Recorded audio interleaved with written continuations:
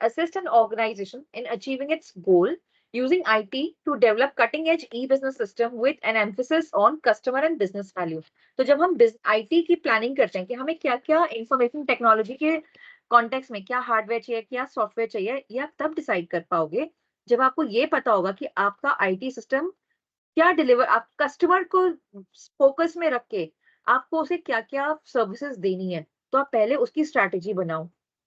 फिर resource administration की वो प्रोवाइड कराने के लिए आपको कितना स्टाफ चाहिए, कितना hardware software data network resources क्या क्या चाहिए, आप उसकी लिस्ट बनाओ। फिर उसके बाद आप टेक्नोलॉजी आर्किटेक्चर को प्लान करो। Implementing IT in a manner that supports business and IT activity inside an organisation. तो पहले आप स्ट्रैटेजी बनाओ, रिसोर्सेज कलेक्ट करो और उसके बाद आप एक्टिविटीज को इम्प्लीमेंट करो। ठीक है, तो ये भी एकदम थियोरेटिकल है, तो आप पढ़ लो।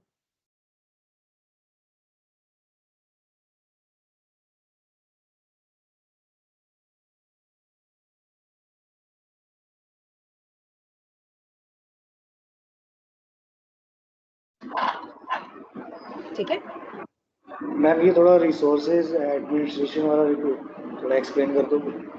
हाँ जी, देखो इसमें क्या है, creating a companies IT resources including its IS system staff hardware software data and network resources according to a strategy. Strategic strategy आपने फर्स्ट स्टेप में स्ट्रैटेजी बना ली कि आपको इंफॉर्मेशन सिस्टम, देखो आप बना रहे हो, आप किस लिए बना रहे हो।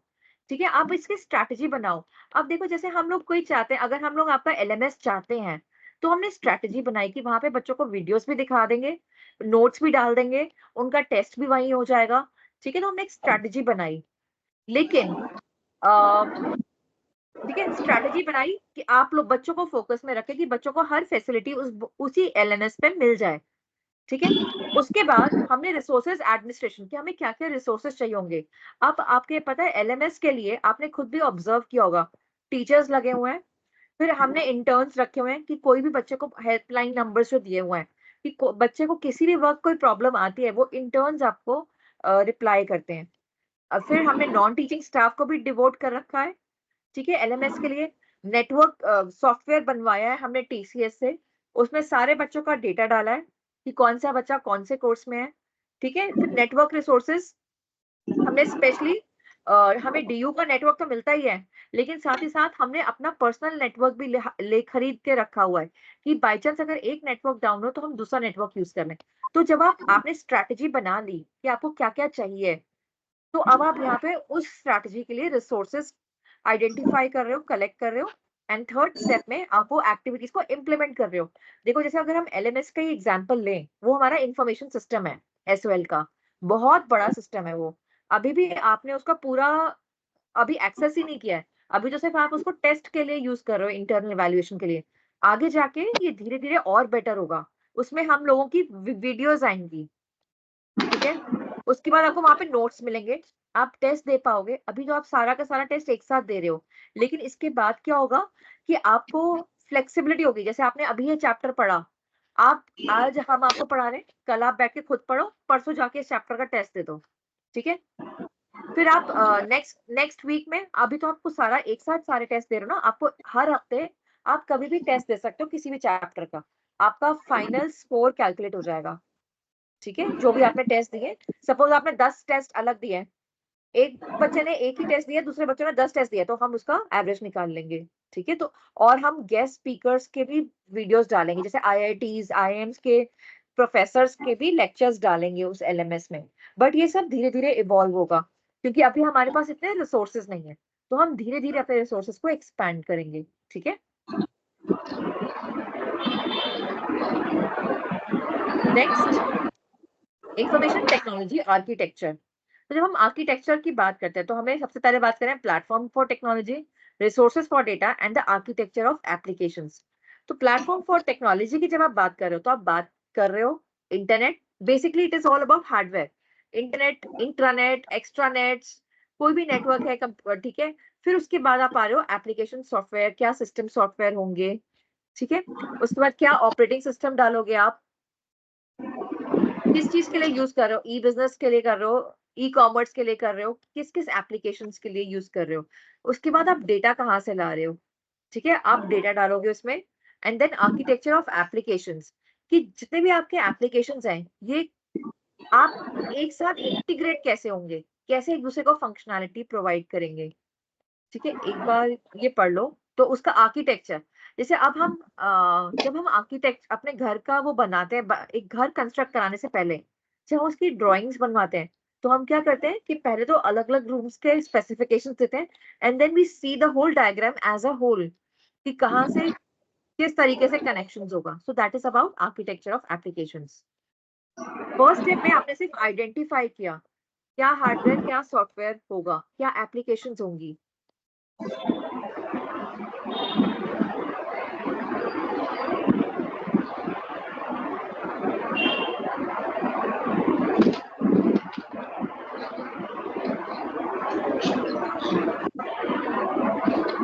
किसी को कोई डाउट है तो पूछ लो, एंड ये प्लीज म्यूट कर लो आप लोग। जिसको डाउट पूछना हो वही अनम्यूट करे अपने आप को।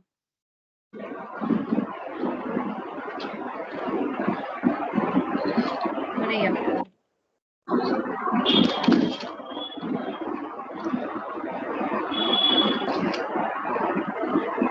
कौन है? या तो मैं मैम ये ऋतिक शर्मा है, इसको वो कर दीजिए। यस सबका या तो किसी पर्टिकुलर का नहीं कर सकते ना अलाउ। मैम कर सकते वो मिल नहीं रहा ना, हमें ऑप्शंस ही नहीं दे रखे सारे, वो आनंद सर के पास ही है। या तो देखो यहाँ पे मैं अटेंडीज, सारे अटेंडीज जाएंगे, अभी उनका बंद हो गया।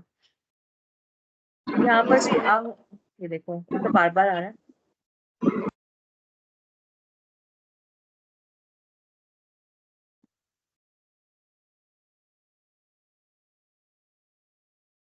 देखते हैं डिसेबल।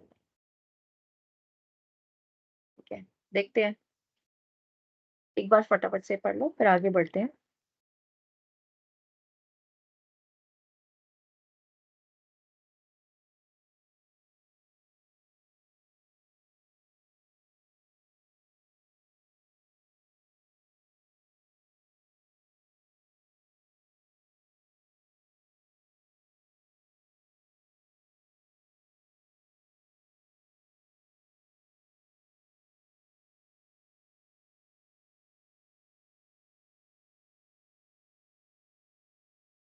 ठीक है, ये सारा बस ये फर्स्ट 5 स्लाइड्स अभी आगे भी देखते हैं, बट यहाँ तक तो सिर्फ एक बार रीडिंग करने वाली है, कोई इतना ध्यान देने की जरूरत नहीं है इन पे। Then information infrastructure, computing services that connect. तो इंफॉर्मेशन इंफ्रास्ट्रक्चर मतलब आप यहाँ पर उन सर्विसेज की बात करें which connect employees clients suppliers into a uniform digital environment. मतलब बेसिकली आप यहाँ पे नेटवर्क की बात कर रहे हो।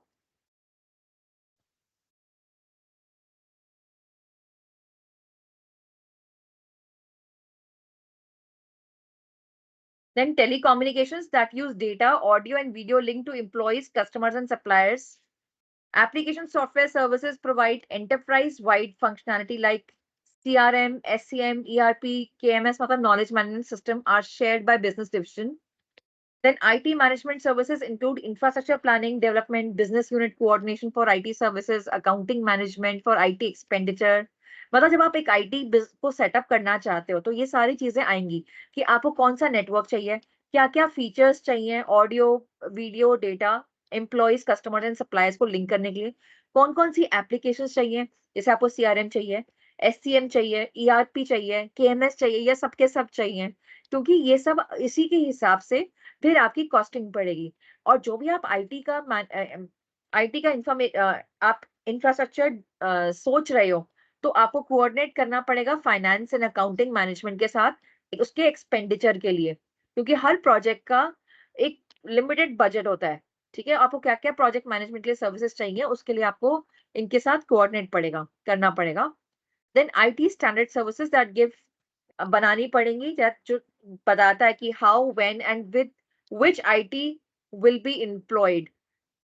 आपको उसकी स्टैंडर्ड सर्विसेज को एम्प्लॉय करना पड़ेगा। स्टैंडर्ड सर्विसेज का मतलब जैसे कि आप suppose like just giving an example कि अगर आप कोई राउटर भी खरीदते हो, देखो हम लोग क्या करते हैं, हम लोग आईएसओ मार्क डिवाइसेस ही खरीदेंगे, तो हम वो बेसिक स्टैंडर्ड डिवाइसेस, कोई एप्लीकेशन खरीद रहे हो, ठीक है, तो आप किसी सर्टिफाइड वेंडर से ही खरीदोगे, ठीक है। तो आप इन सबकी जब स्ट्रैटेजी इंफ्रास्ट्रक्चर बनाते हो तो आप ये सब भी बताते हो कि कब कब खरीदा जा सकता है, किन लोगों से हम लोग आईटी स्टैंडर्ड सर्विसेज के अंडर उनको यूज कर सकते हैं। Then IT R&D services, R&D मतलब research and development that give company information on prospective future IT projects and investment that could help firm stand out in the market, ठीक है।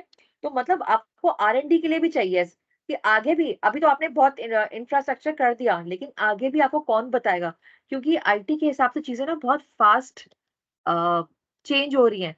तो पूरा मार्केट पे नजर रखना है कि आज तो ये आपके पास पूरा हो गया मार्केट के हिसाब से कि जैसे, क्योंकि आपके कॉम्पिटिटर के पास कुछ नई टेक्नोलॉजी आई तो आपको भी उसे इम्प्लीमेंट करनी होगी। You will have very small time gap to fill that time period to fill that gap, ठीक है। तो उसके लिए भी आपको R&D, तभी आज की डेट में हर बड़ी कंपनी के पास एक R&D डिविजन होता है टू कीप अ चेक कि मार्केट में क्या चल रहा है, क्या नया आ रहा है, कितना सक्सेसफुल हो रहा है,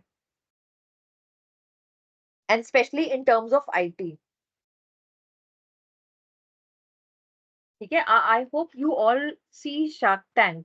नहीं देखते हो कि आप MBA स्टूडेंट्स हो, यू मस्ट सी, क्योंकि वो स्टूडेंट यही बता रहा था कि उनके लिए तो मैंडेटरी है कि क्या क्या नए बिजनेस आइडियाज आ रहे हैं। तो उनको बोलते हैं कि पूरा उस पर डिबेट करो कि ये आइडिया क्यों सक्सेसफुल है, क्यों सक्सेसफुल नहीं है, एंड दैट, ठीक है। और सपोज जैसे कि टीवी में बोल दे कि ये बिजनेस आइडिया तो बिल्कुल फ्लॉप है, लेकिन ऐसा जरूरी नहीं है कि वो सच में फ्लॉप हो, क्योंकि मतलब ये हर एक का पर्सनल ओपिनियन है, ठीक है। तो आप व्हाट डू यू थिंक, ठीक है, कहाँ से फंडिंग लाना है। जैसे कि आपको पता होना चाहिए कि अश्नीत ग्रोवर भारत पे के बाद और कौन कौन से स्टार्टअप्स में वो फंड कर चुका है, ठीक है।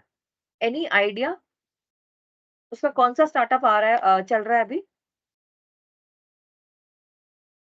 एज एन MBA किसका ma'am? Student? Ashneet Grover. He founded a company ma'am called Third Unicorn, and there is a brand recently launched. I don't know its name.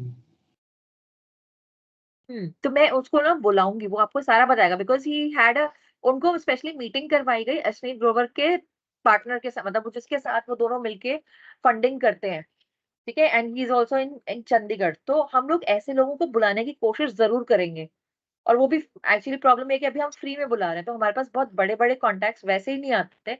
और प्लीज आप लोग सपोर्ट करो, तो हम लोग लेकर आते हैं उनको, वो आप लोगों को बताएंगे, ठीक है। कि आप अगर आप खुद भी एंटरप्रेन्योरशिप कर रहे हो तो क्या क्या चीजें देखनी है, किस किस डायमेंशन से उसके बारे में सोचना है, कहाँ से फंडिंग लानी है। कोई भी अपना अपना पैसे पे आप कितने मर्जी अमीर हो, अपना पैसा कभी रिस्क नहीं करना चाहिए।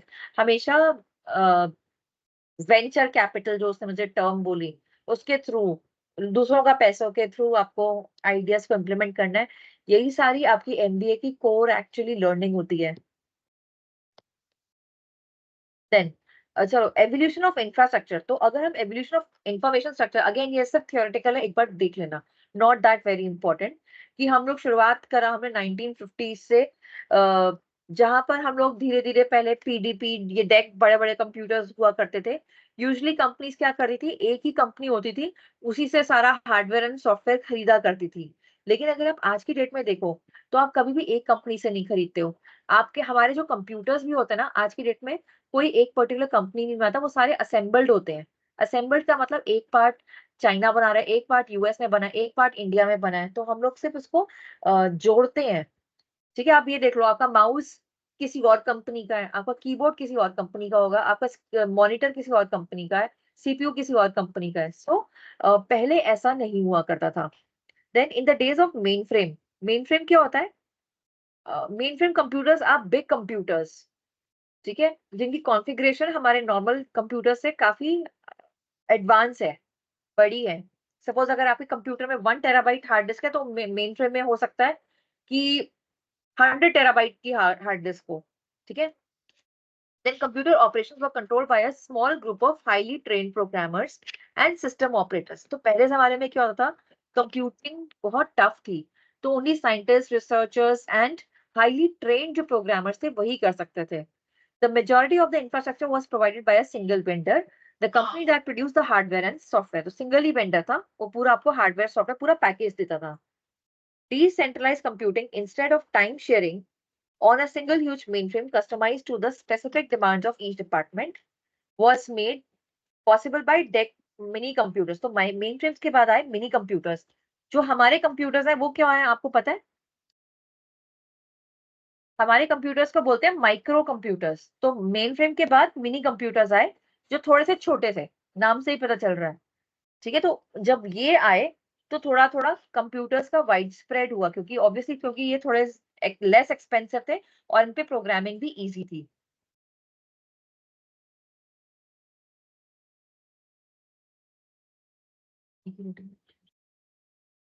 ठीक है, उसके बाद आया the era of personal computers. पहले मेन फ्रेम कंप्यूटर्स है, उसके बाद मिनी कंप्यूटर है, उसके बाद हमारे ये माइक्रो कंप्यूटर्स यानी पर्सनल कंप्यूटर्स आए 1981 से. Around the world, about 1 billion individuals use cell phones and other portable devices to access the internet. Word processor छोटा हो गया, बड़ा क्यों बड़ा?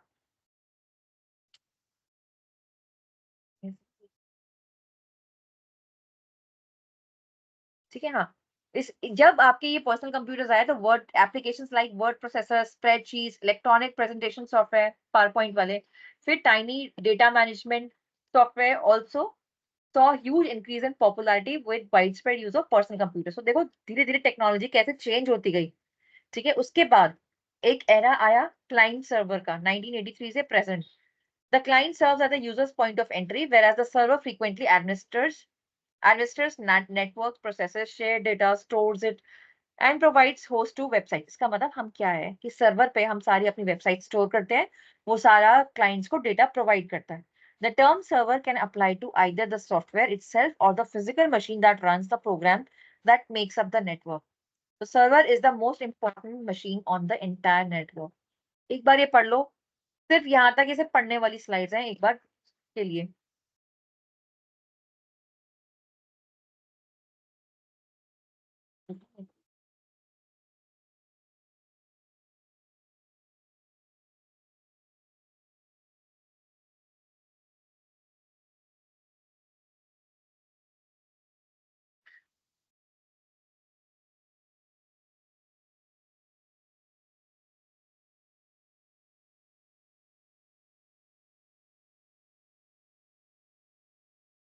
ठीक है, ये रोबस्ट सर्वर मशीन क्या होती है?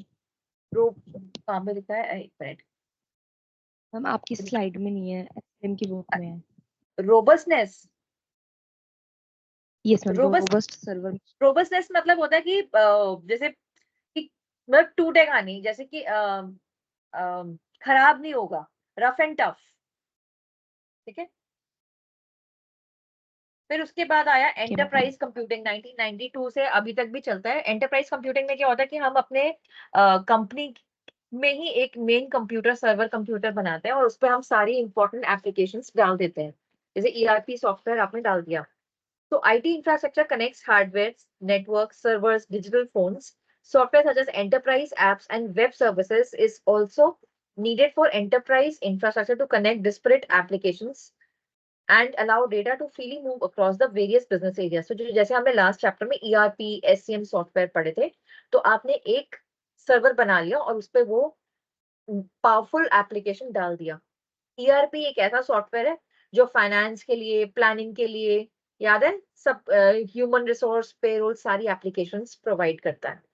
तो फिर उसका जमाना आया. फिर उसके बाद 2000 से जमाना आया cloud, mobile and cloud computing, जहां पर हम सारा का सारा अपना डेटा, सारी एप्लीकेशंस क्लाउड पर डालते हैं. तो ये कंपनीज है Google, Microsoft, Amazon, SAP, Oracle, Salesforce, ये सारा अपना डेटा जो है ये स्पेशलाइज है क्लाउड प्रोवाइड कराने के लिए बड़े बड़े कंपनीज को. जैसे आपने सुना होगा अमेजॉन AWS, माइक्रोसॉफ्ट का एज्योर.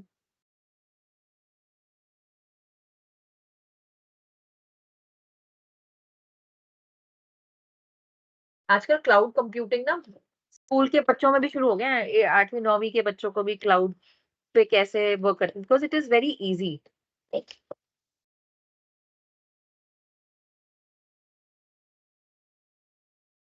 कल को अगर आपको कभी भी कंपनी में मौका मिले ना क्लाउड की कोई सर्टिफिकेशन करने के लिए या कंप्यूटर की किसी भी सर्टिफिकेशन करने का, सेल्स फोर्स में भी, तो इस पे कभी आप हेजिटेंट मत होना, बिकॉज ये कोई भी कर सकता है। इवन बीए हिस्ट्री का बच्चा भी ये एप्लीकेशन सीख सकता है। और अगर आपको थोड़ा सा भी डाउट हो तो आप हमसे कंसल्ट कर लेना कि मतलब because we have friends in the industry working in these areas, तो आपको अगर कुछ भी गाइडेंस चाहिए होगा तो we can connect you with them, क्योंकि इनकी सैलरीज काफी हाई है and it is all very easy. डर तो हमें भी लगता है, लेकिन सुन सिर्फ नाम से ही डर है।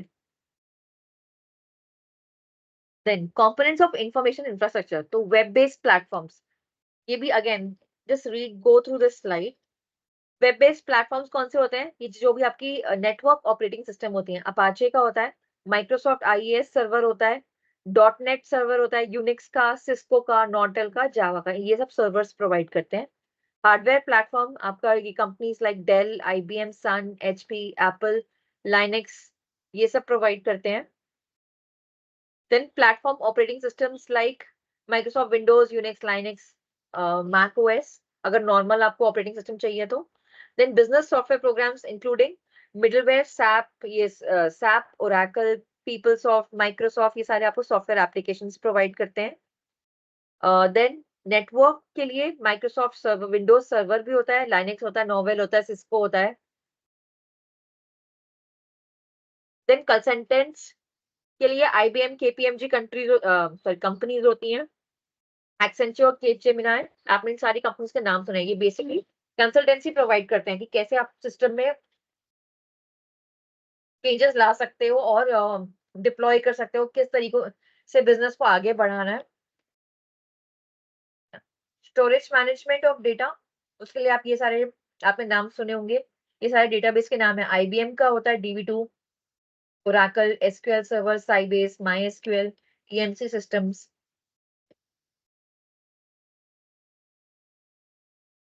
ठीक है, एक बार ये बस पढ़ लेना, कोई ज्यादा रेलेवेंट नहीं है।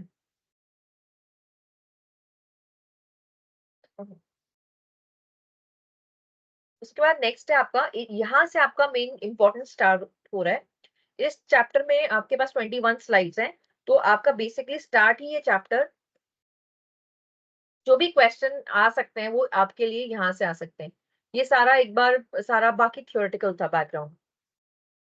Issues and security of information infrastructure, तो सबसे पहले इंफॉर्मेशन सिस्टम सिक्योरिटी क्या होता है? It refers to safeguards put in place to prevent the system from being hacked और otherwise compromised in any way, even by accidental और malicious use.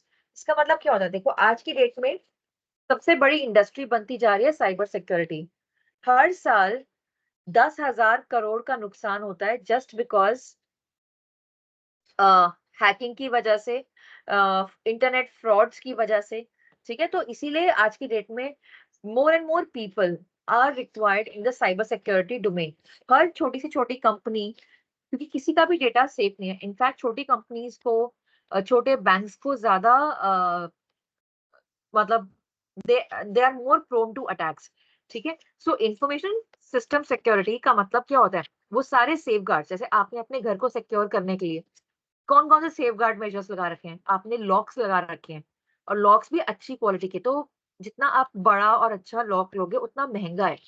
ठीक है, तो आपने आपने और क्या क्या कर रखा है? अगर सपोज आपने कैमरास लगा रखे हैं, आपने अपने घर के बाहर सिक्योरिटी गार्ड रखा हुआ है, आपकी गली में एक सिक्योरिटी गार्ड है, so all those are your security measures.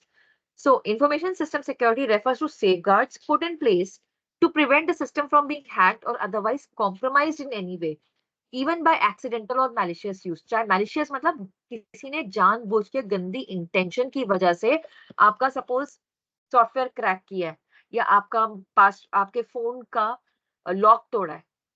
और एक्सीडेंटल मतलब गलती से हो गया, और मैलिशियस मतलब जानबूझकर गलत इंटेंशन से करा। ठीक है, तो आपने अपने घर के, आप खुद देखो, आपने अपने लैपटॉप या अपने घर के कंप्यूटर पे क्या क्या सेफगार्ड मेजर्स लगा रखे हैं? हम लोग सबने फायरवॉल लगा रखा है, एंटीवायरस डाल रखा है ताकि किसी वायरस का अटैक ना हो, राइट? तो ये सारे डिफरेंट मेजर्स हैं। ठीक है, और ऑब्वियस बात है, आप जितना सिक्योर सेफगार्ड मेजर्स लगाओगे उतना ज्यादा आपको कॉस्ट पे करना पड़ता है। Then use of security in IT, this involves protecting the system from malicious cyber attacks that aim to obtain sensitive private information or take internal systems। तो क्यों करते हैं ये लोग हमारा sensitive private information लेने का? मतलब what is that? आपका कोई फोन हैक कर रहा है, क्यों ले रहा है? आपके मैसेजेस जो आपके प्राइवेट मैसेजेस हैं उसको मिसयूज करने के लिए, ठीक है, या आपके पेटीएम का यूजर नेम पासवर्ड लेने के लिए। आप सबने आजकल मोबाइल बैंकिंग ले रखी है, तो उसका तो ये सब चीजों की वजह से आप these are sensitive private information, right. Moreover आप लोगों ने शायद न्यूज़पेपर में पढ़ा होगा, भाई 3 साल पहले की बात है, इस दुनिया में सबसे महंगा डाइवोर्स किसका हुआ है? मैम अमेज़न के फाउंडर का, जेफ क्या नाम है? बेजोस। Yes, Jeff Bezos. तो सबसे महंगा डाइवोर्स क्यों है? क्योंकि उनकी वाइफ ने, मैम उनका हाँ जी बोलो। मैम क्योंकि अमेज़न का नेटवर्थ सबसे ज्यादा था पूरे वर्ल्ड में, उसका नहीं वो मार्केट तो वैल्यू के सबसे, हिसाब से। हाँ तो सबसे ज्यादा अमीर थे, तो उनकी बीवी ने जब एलुमनाई ली तो सबसे ज्यादा अमीर, she became the richest lady in the world. अपना आधा भी उन्होंने उसको दे दिया। तो लेकिन उनका डाइवोर्स क्यों हुआ था पता है? नहीं मैम ये नहीं पता। किसी और बच्चे को पता है? Extra marital affair. कैसे? तो कैसे पता चला वाइफ को? न्यूज़ शेयर हुई थी उनकी पब्लिकली, सऊदी कंपनी ने, किसी मीडिया आउटलेट्स ने पब्लिक पर्सनल नहीं, में शेयर। हाँ ये यहाँ पर थोड़ा सा गड़बड़ हो गया। जो सऊदी अरेबिया का जो प्रिंस था ना, उसने जेफ बेजोस से मिला और सिर्फ 1 मिनट के लिए उसका फोन लिया अपना नंबर सेव करने के लिए, ठीक है, और उसने सिर्फ उसके सामने उसका फोन लिया नंबर सेव करने का, और उसका सिस्टम फोन हैक कर लिया, और उसे पता भी ना, जेफ बेजोस को पता भी नहीं चला। जब उसने उसका नंबर हैक कर लिया, उसने उसके सारे प्राइवेट मैसेजेस ले लिए, उसके सारे प्राइवेट मैसेजेस, उसकी फोटोग्राफ्स उसकी वाइफ को भेज दिए। तो उसकी वाइफ को पता चला कि उसका एक्स्ट्रा मैरिटल अफेयर है, और फिर मतलब कि क्या है, एक साइबर अटैक ही करा ना, आपके सामने सामने, पता भी नहीं चला, right. So that is what I am trying to say here, कि ये हमारी सेंसिटिव प्राइवेट इंफॉर्मेशन आज आपके फोन पे, आपके बारे में, आपके कंप्यूटर पे, whatever information is there, it is not at all, एक बार कंप्यूटर पे आ गई या किसी भी इलेक्ट्रॉनिक मीडिया पे आई, इट इज नॉट सेफ, ठीक है। So data security, protecting the integrity of data in the event of emergencies such as natural catastrophes, computer server problems, physical theft. For such issues, data backups are typically kept off-site. और दूसरी बात क्या है कि देखो, अब आपका server suppose US में पड़ा है, आपको पता है कि यूएस में जहां पर पड़ा है वहां पर बहुत ज्यादा साइक्लोन्स आते हैं, ठीक है। तो आपने क्या किया, आप क्या करोगे, आपने एक उस डेटा का सारा बैकअप लिया और दूसरी जगह पे सेव कर दिया यूएस में, जहां पे साइक्लोन्स नहीं आते, ठीक है। तो आपने आपने मतलब डेटा को प्रोटेक्ट करने के लिए मेजर लिया, ठीक है, लेकिन क्या हुआ कि जितना आप डेटा की कॉपीज बना रहे हो, आप किस किस डेटा को प्रोटेक्ट करोगे? मतलब अब जितना आपने प्राइमरी सर्वर पे डेटा प्रोटेक्ट करना है, अब आपने उतना ही सेकेंडरी सर्वर पे भी करना पड़ेगा, राइट।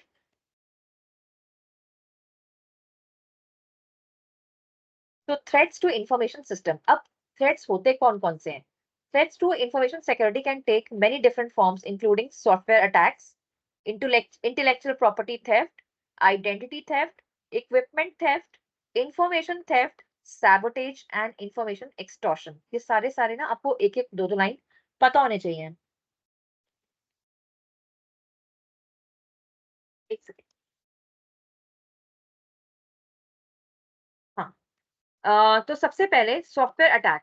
सॉफ्टवेयर अटैक मतलब सबसे पहले तो सॉफ्टवेयर अटैक में यही होता है कि आपका यूजर नेम पासवर्ड कॉम्प्रोमाइज हो गया, अब कोई आपका एलएमएस को अटैक कर ले और फिर आपकी जगह आपके पेपर दे दे, जानबूझ के आपको फेल करवा दे, तो that is a software attack, ठीक है।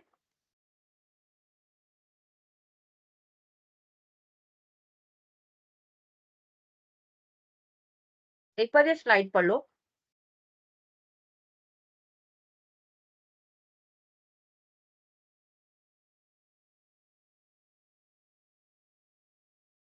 ठीक है, अब एक एग्जांपल देती हूँ। एक बार क्या हुआ, and these are real world attacks. एक बार एक एम्प्लॉय को ना उसके बॉस ने गुस्सा करके निकाल दिया, सॉफ्टवेयर प्रोग्रामर था वो, उसकी प्रोग्रामिंग बहुत अच्छी थी। अब उसने गुस्सा करके उसको निकाल दिया गया। तो उसने क्या किया, उसने उस सॉफ्टवेयर पे लॉजिक बॉम्ब लगा दिया। लॉजिक बॉम्ब का मतलब क्या होता है, सॉरी टाइम बॉम्ब लगा दिया। टाइम बॉम्ब का मतलब क्या होता है कि उसे आज निकाला गया, सपोज अगर आज डेट है 2 मई, उसने टाइमर लगा दिया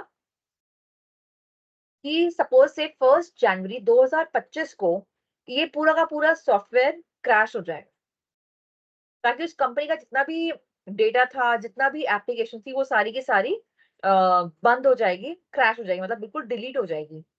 ठीक है, तो इस तरीके के अटैक्स, ये सब भी सॉफ्टवेयर अटैक्स में आते हैं, टाइम बॉम्ब्स। ठीक है, एक होता है लॉजिक बॉम्ब। लॉजिक बॉम्ब में क्या होता है कि मैंने सपोज बोला कि आप इस सिस्टम पे 100 बार लॉग इन कर लो, तब तक ठीक चलेगा। जब आपने 101वीं बार लॉग इन करने की कोशिश की तो सिस्टम क्रैश हो जाएगा। ठीक है, so this is a logic bomb कि यहाँ पे एक लॉजिक चल रहा है। Then intellectual property theft. Property theft क्या होता है पहले तो, कि जैसे ये हमने, जो आपने हाँ जी, एग्जांपल दिए यूज होता होगा ना, जैसे हम कोर्सेज वगैरह खरीदते हैं तो उनका एक्सेस सिर्फ 1 ईयर तक होता है, उसके बाद वो अपने आप हाँ वो, मतलब लेकिन हमारे पेन ड्राइव हो वो जाता कोई है। अटैक और नहीं है, प्लस वो तो है ना। हाँ मतलब वो तो इंटेंशनली लगाए गए हैं ना। और प्लस हाँ हम उनको टाइम रिवाइव कर सकते हैं, मतलब इतने आवर्स होते हैं, हमें उतनी ही हाँ आवर्स में हम रिवाइव करके देख सकते हैं। हाँ, ठीक है।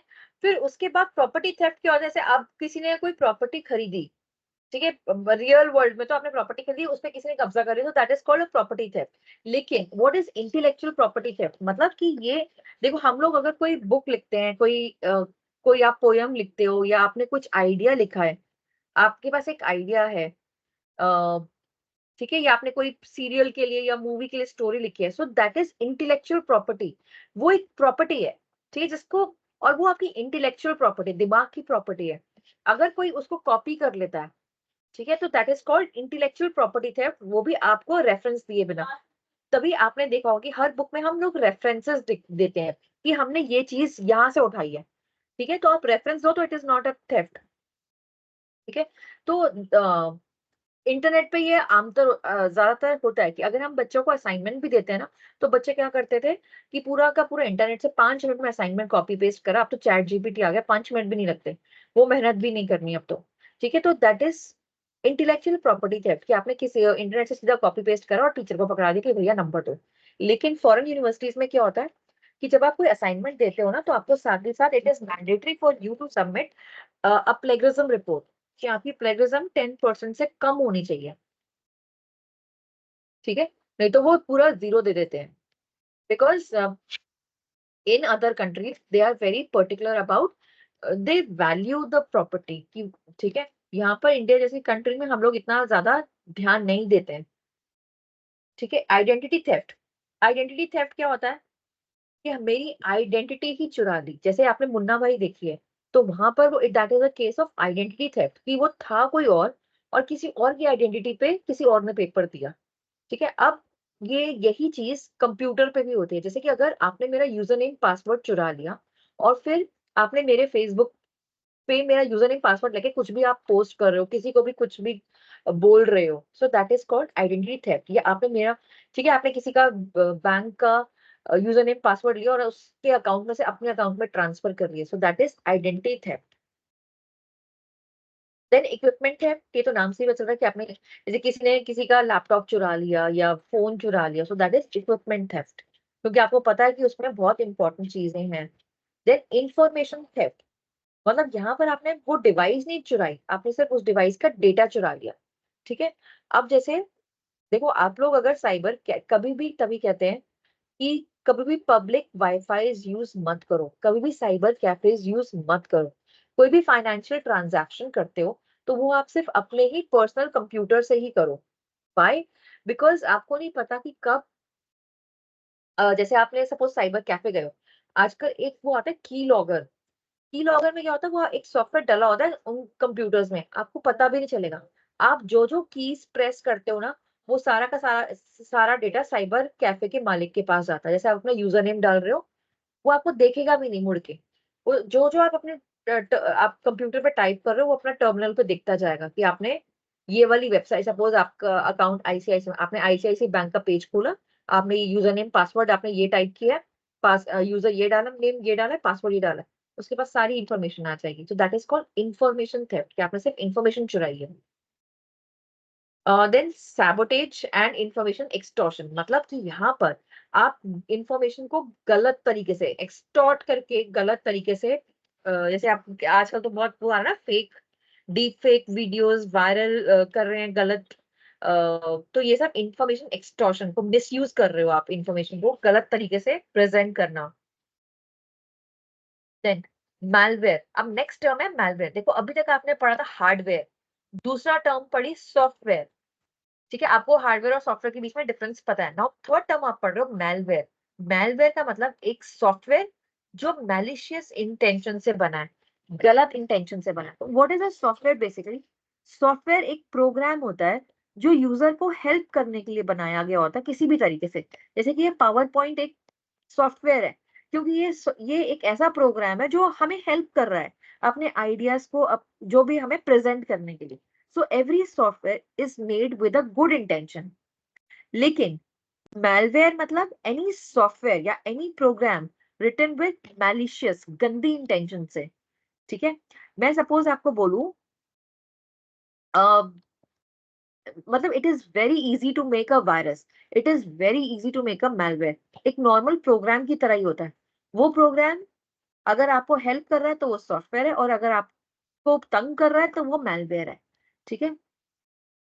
सपोज मैं आपको एक ऐसा सॉफ्टवेयर लिख के आपके कंप्यूटर में डाल सकती हूँ, या पीसी जैसे ही ऑन करोगे, कुछ काम करना शुरू करोगे, वो बंद हो जाएगा या हैंग हो जाएगा, या उसमें से आवाज आना शुरू हो जाएगी कंप्यूटर में से, ठीक है। तो that is is an example of malware, because I have written that program just to trouble you, ठीक है, या आपको किसी भी तरीके से हार्म पहुंचाने का। हार्म कैसे पहुंचेगा इस केस में? आप अपना काम ही नहीं कर पा रहे हो, आपका बहुत ज्यादा इंपॉर्टेंट एक प्रोजेक्ट सबमिशन है, आप वो टाइम से नहीं कर पाए, आपको किसी को नौकरी से निकाल दिया गया, किसी की सैलरी काट ली गई, किसी के मार्क्स 0 लग गए। सो ये किस आई हैव जनरेटेड ट्रबल्स, मैंने किसी को नुकसान पहुंचाया, सो that is a malware। Therefore, malware is simply defined as a malicious software which might include intrusive computer code or anything else created with an intention of damaging the mechanism. Attacks by computer virus, bugs, Trojan horse, and other malware are examples of software attacks. A lot of users think that malware, viruses, worms, and bots are all the same thing. But ऐसा नहीं है. Virus अलग है, malware अलग है, और bot अलग है. Let's see the difference between virus and worms. Virus क्या होता है? आपने सबने सुना है कंप्यूटर वायरस। देखो इसको वायरस क्यों कहते हैं? क्योंकि वायरस का ना एक फीचर होता है कि जब किसी को वायरल इन्फेक्शन होता है ना, तो जैसे कोल्ड हो गया, तो क्या कहते हैं कि ये इसको वायरल इन्फेक्शन है, इसके आसपास कोई मत जाओ। क्यों क्यों नहीं जाते हैं? क्योंकि ये जो है ये स्प्रेड होते हैं बहुत जल्दी। तो किसी को अगर स्नीज कर रहा है, तो वो वायरस जो होता है ना, वो 6 सेकेंड्स तक एक्टिव होता है। तो अगर आप उसके पास हो, उस पर्सन के पास, तो आप भी वो वायरस को इनहेल कर लेते हो और वो वायरस आप में आ जाता है। तो इसीलिए कहते हैं कि हाथ रख लिया करो, या कोई अगर स्नीज करा तो उसके पास मत जाओ। तो वायरस स्प्रेड्स वेरी फास्ट, ठीक है। वायरस की दूसरी प्रॉपर्टी होती है, बायोलॉजिकल वायरस हो या कंप्यूटर वायरस हो, वायरस की दूसरी प्रॉपर्टी होती है कि क्या होती है, एक मिनट, कि they need a host body. मतलब वायरस ऐसे ही नहीं आता, it need a host body, मतलब किसी के अंदर आता है, के थ्रू आता है। जैसे कोविड एक वायरस, कोरोना वायरस था, लेकिन वो वायरस अपने आप में हवा से नहीं आया, वो किसी के अंदर था, किसी पर्सन के अंदर था, वो पर्सन कैरिंग एजेंट था, होस्ट था। उस पर्सन की वजह से दूसरे पर्सन को हुआ, दूसरे की वजह से तीसरे को हुआ, इस तरीके से ये चेन स्प्रेड करी, ठीक है। तो virus always exist in a host body, ये दो चीजें याद रखना। वायरस बहुत जल्दी स्प्रेड होता है, और एक उसको होस्ट बॉडी चाहिए होती है, ठीक है। अब पहले वायरस के बारे में पढ़ लेते हैं। A virus is a stand alone and free malicious program that can bring harming and damaging a system device as it gets inside। जैसे ही वो किसी डिवाइस के अंदर जाएगा, उस डिवाइस को हार्म करेगा। Since the host must initiate the infection, a virus can only propagate when a device is infected, program is run। देखो, अगर कंप्यूटर में किसी फाइल में वायरस है, तो पूरे कंप्यूटर में ऐसे ही वायरस नहीं फैल जाएगा। जब आप उस फाइल को खोलोगे तब वो वायरस काम करेगा अपना। अगर बाई चांस किसी फाइल में वायरस है और आपने वो फाइल को खोला ही नहीं, कभी ओपन ही नहीं करी, तब तो कोई दिक्कत नहीं है। जिस दिन आपने इन्फेक्टेड फाइल को खोल दिया, वो पूरे कंप्यूटर में आपका वायरस फैल जाएगा। Viruses are designed to corrupt, change, and remove or modify software or data on the target device. तो वायरस का काम क्या होता है? आपके इंपॉर्टेंट डेटा को डिलीट करना, उसको खराब कर देना या फिर चेंज कर देना। सपोज आपका पासवर्ड था ABCD, उसने जानबूझ के वहां पे लिख दिया EFGH, ताकि आपका पासवर्ड गलत हो जाए और कभी लॉग इन ना कर पाओ। ठीक है, रिमूव, डिलीट करना, मॉडिफाई, चेंज करना। ठीक है, then all virus file needs to be entered into the gadget via online message. Usually ये वायरस आते कहाँ से? कंप्यूटर वायरस मैसेजेस से, चैट, ठीक है, ईमेल से, इंटरनेट से। जैसे आप लोगों ने कोई गेम डाउनलोड करी, ये जो जितने भी ये गेम्स होते हैं ना, फ्री डाउनलोडेबल गेम्स जो हम बहुत खुश होके खेलते हैं, वो ऐसे ही नहीं होती। कोई फ्री में कुछ नहीं बांटता, उसमें वायरस होता है। Then a virus file can propagate within a device and swiftly infiltrate numerous devices or network, and its goal is to consume system resource. तो एक बार एक वायरस आ गया तो आपके कंप्यूटर की बाकी फाइल्स को भी और यहाँ तक कि सारी फाइल्स को भी करप्ट कर देता है। आप लोगों को पता है एक वायरस बनाने के लिए कंपनीज करोड़ों रुपए देती है। अब आप सोचोगे कोई कंपनी करोड़ों रुपए क्यों देती है एक वायरस बनाने के लिए? और वायरस बनाना इतना मुश्किल नहीं होता। क्यों देती है मैम? आप ये सोचो, MBA के बच्चों, अब तो हमने बिजनेस डिस्टर्ब करने के लिए। हाँ जी, कंपटीटर्स का बिजनेस डिस्टर्ब करने के लिए। ठीक है, बट एक बात बताओ, तो आपने कोविड का पीरियड देखा है, ठीक है, आप सबने देखा है, और सबसे ज्यादा पैसा किसने कमाया है आई थिंक कोविड की वजह से? वैक्सीन कंपनीज ने, वैक्सीन कंपनीज ने। ठीक है, कंपनी है ना? देखो, बीमारी होगी तभी तो लोग वैक्सीन लगवाई है। बीमारी नहीं होगी तो वैक्सीन क्यों लगवाएगा कोई? पागल है। ठीक है, और ऐसा डर का माहौल। क्या चीज?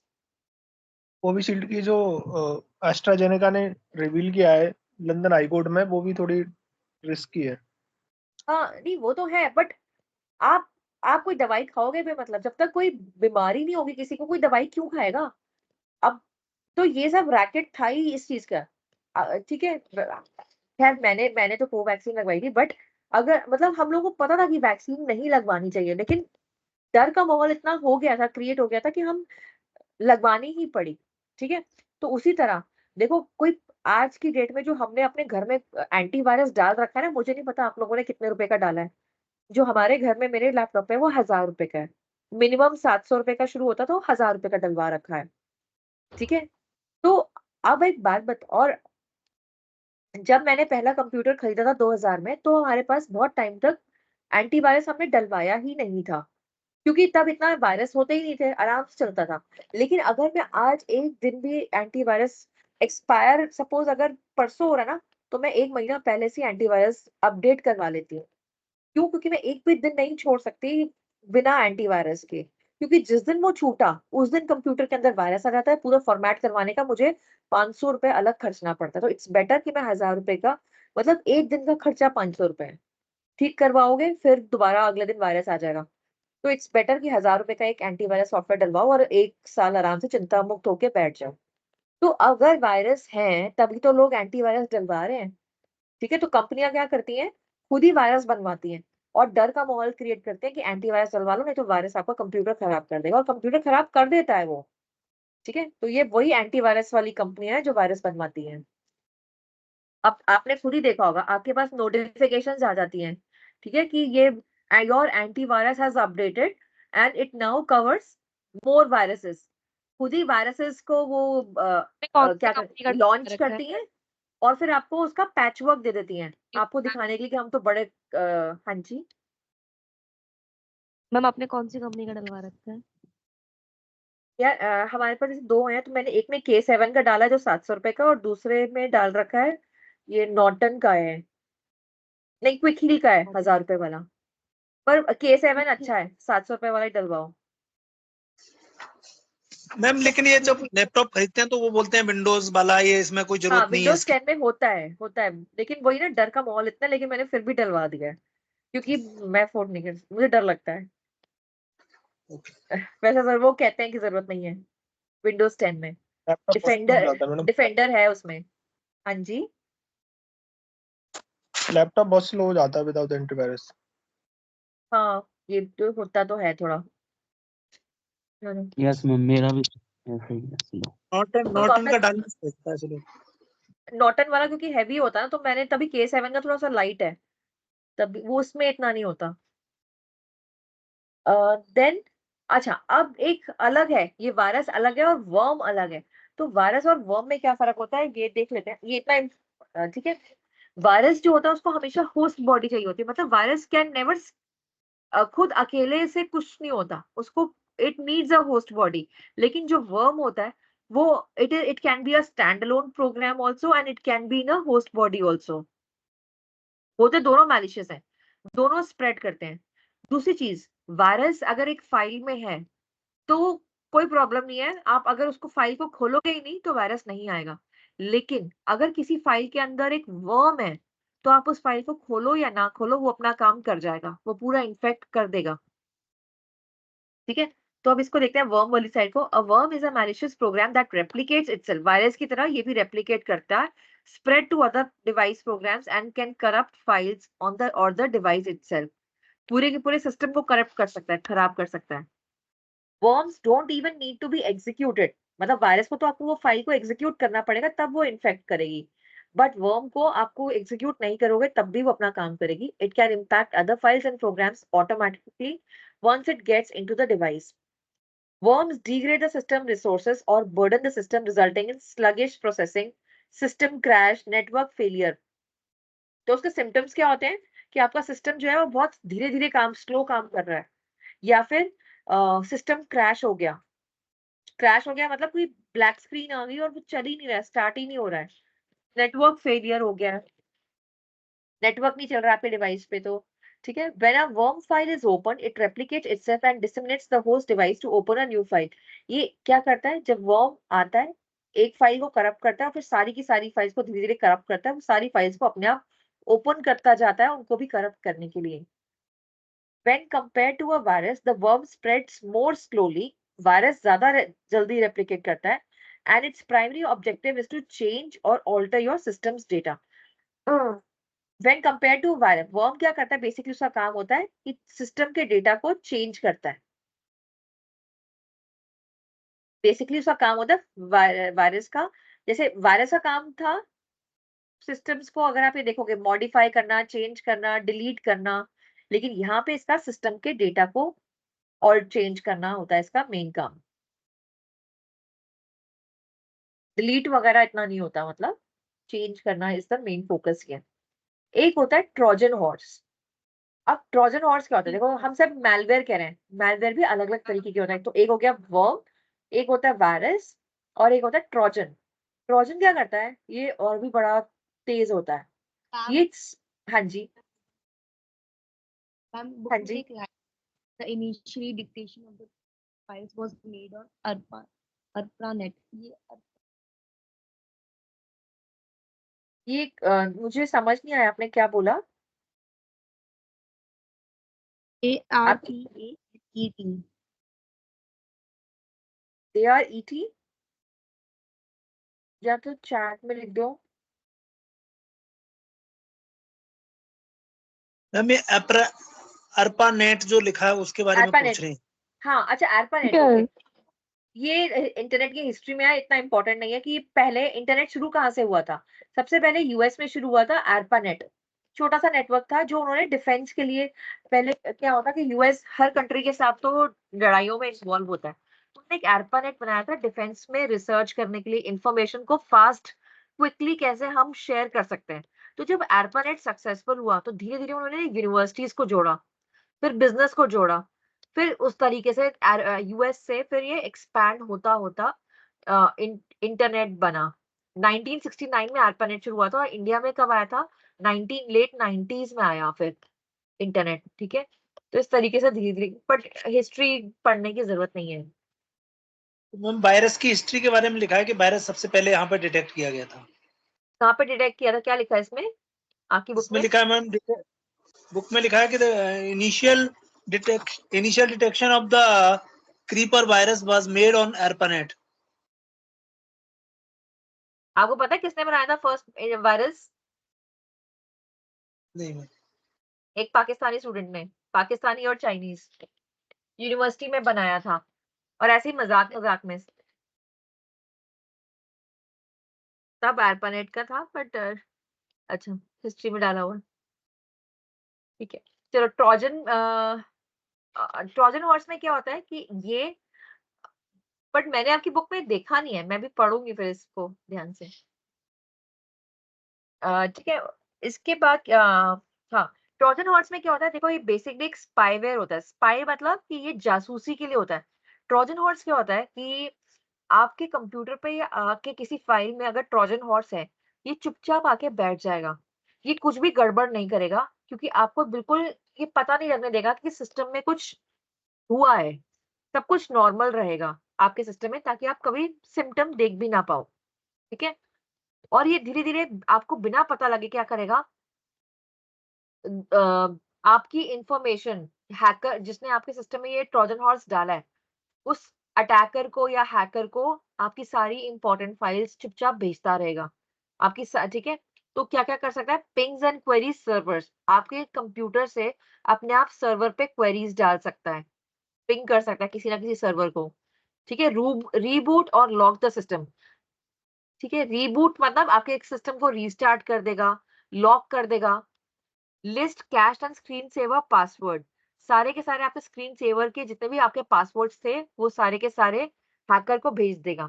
डिस्प्ले सिस्टम, आपके सिस्टम की सारी इंफॉर्मेशन, क्या क्या कॉन्फ़िगरेशन है, वो सारी अटैकर को भेजता है। लॉग्स, की स्ट्रोक्स, आप क्या क्या कीज दबा रहे हो, वो सारी इंफॉर्मेशन चुपचाप भेजता रहेगा। एडिट रजिस्ट्री, विंडोज की अगर आपने देखा होगा रजिस्ट्री होती है कि कौन कौन से हार्डवेयर सॉफ्टवेयर क्या क्या चीजें हैं, बहुत इंपॉर्टेंट होती है रजिस्ट्री। तो अगर वो रजिस्ट्री को चेंज कर देगा ताकि आपका सिस्टम खराब हो जाए। सर्वर कंट्रोल, सर्वर को अपने कंट्रोल के अंदर ले लेगा, किसी को पता भी नहीं चलने देगा। ठीक है, रिसीव, और आप खुद ही सोचो कि सर्वर पर अगर ट्रोजन हॉर्स का अटैक हो जाए तो कितना खतरनाक हो जाएगा फिर ये। रिसीव एंड सेंड फाइल्स, आपके बिना बताए आपकी कोई भी फाइल्स रिसीव करता रहेगा या आपके कंप्यूटर से भेजता रहेगा किसी को। Display a message box. ठीक है, अब ये डिस्प्ले अ मैसेज बॉक्स की कहानी बताती हूँ।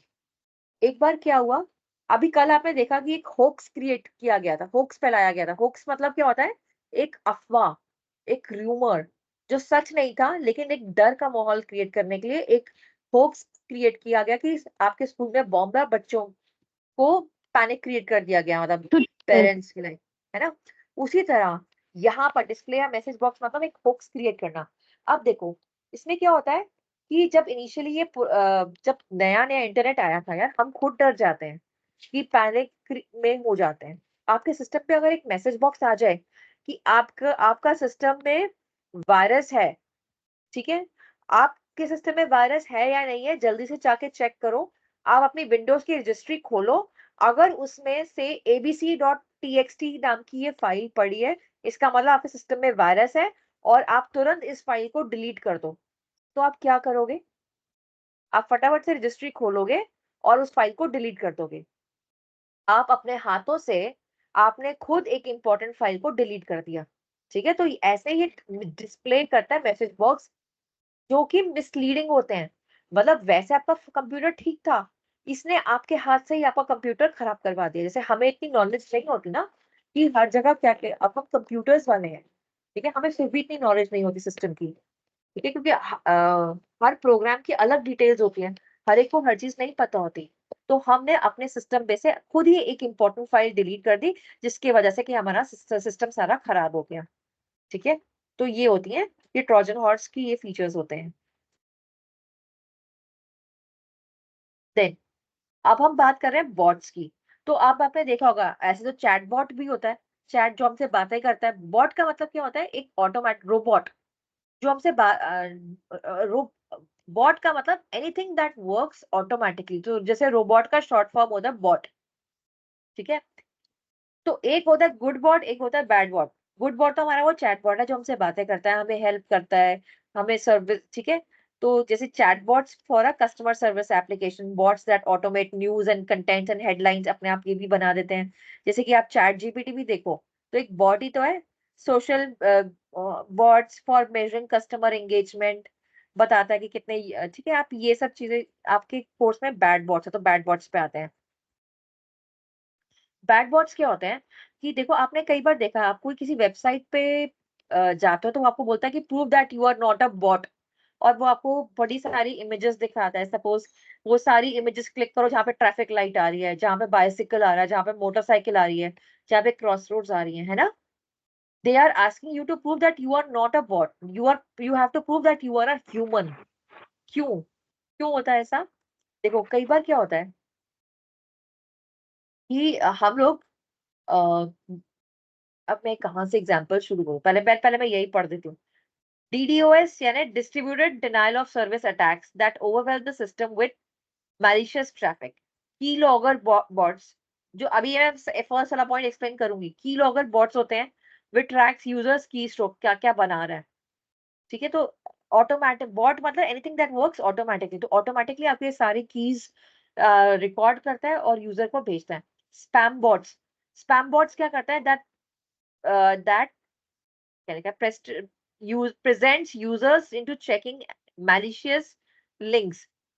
स्पैम क्रिएट करता है, मतलब अपने आप स्पैम मैसेजेस क्रिएट करता है ताकि यूजर्स पे क्लिक करे, और क्लिक करते ही वायरस आ जाए। जैसे email bots that send messages without the users permission, web crawlers that score the web for a users personal information, ठीक है। अब ये सारे डिटेल में एक्सप्लेन करती हूँ।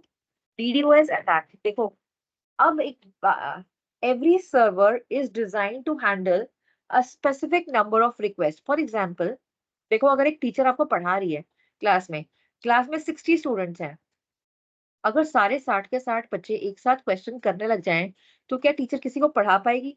60 छोड़ो, अगर 10 बच्चे भी एक साथ क्वेश्चन करने लग जाएं तो टीचर किसी का भी जवाब नहीं दे पाएगी, ठीक है। तो इसे कहते हैं डिनाइल ऑफ सर्विस अटैक, कि टीचर वहां पर है बच्चों को सर्विस देने के लिए, ठीक है, लेकिन टीचर को इस तरीके से इतना अटैक किया जा रहा है, इतने सारे क्वेश्चंस पुट अप करके, जानबूझकर तंग करने के लिए, परेशान करने के लिए, कि टीचर किसी को भी सर्विस नहीं, एक अच्छे बच्चे को भी जानबूझ के, गलत बच्चों ने मजाक के लिए टीचर को परेशान कर रहे हैं क्लास में। तो क्या हो रहा है कि जो एक अच्छा बच्चा जो पढ़ने आया था, टीचर से क्वेश्चन पूछना चाहता था, वो भी टीचर की सर्विस अवेल नहीं कर पा रहा है। तो this is called as denial of service attack, कि आपने उसको, टीचर को सर्विस देने से रोक दिया है, रोक रखा है, ठीक है। तो उसी तरह अब ये bots are used for denial of service attack. इसका मतलब क्या है? देखो, every server can handle only a fixed number of users per second. आप देखो, सीबीएसई की वेबसाइट खोल लो, बड़े प्यार से चलती है, लेकिन जिस दिन बोर्ड का रिजल्ट आना होगा ना, उस दिन वो साइट क्रैश हो जाती है, होती है। जेई मेंस की भी वेबसाइट देख लो, यही हाल है। सारा साल खुलेगी, लेकिन जिस वक्त जेई मेंस का रिजल्ट आएगा, सर्विस वो वेबसाइट क्रैश हो जाती है। क्यों हो जाती है? क्योंकि वो वेबसाइट, आपने सर्वर की जो कैपेसिटी ले रखी थी, से अगर आपने कैपेसिटी ले रखी थी कि आप 1 सेकेंड में 1 लाख लोगों को मैक्सिमम रिक्वेस्ट दे सकते हो, जो कि एक बहुत बड़ा नंबर है। 1 लाख लोग देखते हैं क्या कभी सीबीएसई की वेबसाइट एक साथ, एक ही सेकंड में? कभी भी नहीं देखते, ठीक है। आप तो साल में शायद 2 बार देखते होगे, 4 बार देखते होगे बस। तो उन्होंने इतनी कैपेसिटी ले रखी है, क्योंकि पैसे, जितना आप सर्विस साइज बढ़ाओगे उतना आपको पैसा देना पड़ेगा, ठीक है। अब जब सीबीएसई का रिजल्ट आया, सपोज मान लो 10 लाख बच्चे ने 12th का बोर्ड दिया, तो 10 लाख का बच्चा एक साथ आपका सीबीएसई की वेबसाइट पर टूट पड़ेगा, तो सर्वर क्रैश हो जाता, डिनाइल ऑफ सर्विस अटैक हो जाता है। भैया मैं किसी को नहीं दे रहा, मैं इतने सारे लोगों को हैंडल नहीं कर सकता, ठीक है। तो इसलिए क्रैश होती है। अब अब देखो, सपोज मानो कि अब से दिवाली सेल्स लगी, ठीक है। अब Amazon ने भी लगाई और फ्लिपकार्ट ने भी लगाई। अब आप सोचो अगर Amazon की वेबसाइट क्रैश हो जाए तो क्या होगा? सारा का सारा बिजनेस, Amazon का बिजनेस भी फ्लिपकार्ट पे डिविएट हो जाएगा, राइट? तो फ्लिपकार्ट तो चाहेगी ना कि Amazon की साइट क्रैश हो जाए, ठीक है? तो वो क्या करते हैं? वो बॉट्स बनाते हैं। बॉट मतलब कि ऑटोमेटिक प्रोग्राम्स हैं, सब कुछ ऑटोमेटेड है। वो अब हम लोग Amazon की वेबसाइट कैसे खोलते हैं? हम लोग टाइप करते हैं जाके एड्रेस बार में amazon.com।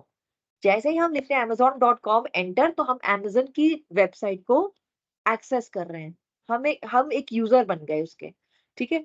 अब ये बॉट्स क्या करते हैं? ये बॉट्स जाके जबरदस्ती amazon.com एप्लीकेशंस रन हर, क्योंकि देखो वो कंप्यूटर प्रोग्राम है। मेरे को सिर्फ 3 लाइन का कोड लिखना है Amazon की वेबसाइट पे रिक्वेस्ट भेजने के लिए, सिर्फ 3 लाइन का कोड। तो वो क्या करेगा? हर सेकंड में उसको पता है कि Amazon की वेबसाइट की अगर कैपेसिटी है 10 लाख कस्टमर पर सेकंड को वो हैंडल कर सकता है। मैंने उसको 20 लाख रिक्वेस्ट खुद ही भेज दी। मेरे कंप्यूटर से अगर 20 लाख पर सेकंड रिक्वेस्ट चली गई तो क्या होगा? Amazon का सर्वर क्रैश हो जाएगा, ठीक है? तो इसीलिए बहुत सारी वेबसाइट्स आपसे पूछती है कि कहीं आप बॉट तो नहीं हो, प्रूव करो, क्योंकि देखो बॉट जो है प्रोग्राम्स होते हैं। अब वो आप और वो क्या करते हैं? वो जो इमेजेस होते हैं उसको जंबल कर देते हैं, क्योंकि आप ह्यूमन हो, आप में इंटेलिजेंस है, आप पहचान सकते हो कि रेड लाइट कहाँ है, कहाँ नहीं है। लेकिन एक कंप्यूटर का प्रोग्राम नहीं, उस जो आपने प्रोग्राम किया है वो उतना ही जान सकता है। कई बार कभी वो कंप्यूटर की वो रेड लाइट पूछेगा, कभी बाइसाइकिल पूछेगा, कभी मोटर बाइक पूछेगा, कभी कार पूछेगा। तो किस-किस चीज़ के लिए प्रोग्राम किया होगा? तो इसलिए बॉट्स जो होते हैं वो ये काम नहीं कर सकते। तो इसलिए वेबसाइट आपको एक्सेस देने से पहले बोलते हैं कि आप अपने आप को प्रूव करो कि आप ह्यूमन हो कि बॉट हो। अगर बॉट हो तो आपको एक्सेस डिनाई हो जाएगा, अगर बॉट हो, नहीं हो, ह्यूमन हो, तभी आपको एक्सेस दिया जाएगा, ठीक है? अब स्पैम बॉट्स क्या करते हैं? ऑटोमेटिकली स्पैम ईमेल्स जनरेट करते हैं। स्पैम ईमेल्स आपको पता है कि नकली इमेज ईमेल्स या उस पे मैलिशियस लिंक्स, जैसे कि अगर आप देखो अपने स्पैम ईमेल खोल के देखो, फ़ोल्डर खोल के देखो, उसमें आएगा you have a very good business opportunity, आप यहाँ पे 1000 रुपए ट्रांसफर करो, हम आपको 1 लाख रुपए लॉटरी जीती है, या आपको एक बिज़नेस आइडिया, बिज़नेस प्लान देंगे, कुछ इस तरीके की ईमेल्स, ठीक है? आपने आईफ़ोन जीत लिया है, इस लिंक पे क्लिक करो, आपको अभी मिल जाएगा, रजिस्टर कर दो, ठीक है? So that those are called spam emails. तो ये स्पैम ईमेल्स भी काम कौन कर रहा है? बॉट्स बनाती हैं। Then email bots that send messages without users permission. अब आपका ईमेल सर्विस यूज़ करके अगर कोई मैलिशियस भेज दे मैसेजेस दूसरों को, आपके एड्रेस बुक में जितने भी लोगों के एड्रेस हैं, उन लोगों को, तो that is all done by bots. फिर web crawlers that score the web for users, आपके बारे में कोई इंफॉर्मेशन, आपको कोई स्टॉक कर रहा है मतलब आपके ऊपर नजर रख रहा है, आपके बारे में इंफॉर्मेशन कलेक्ट कर रहा है। वो ये आपके बारे में इंफॉर्मेशन क्यों कलेक्ट करता है?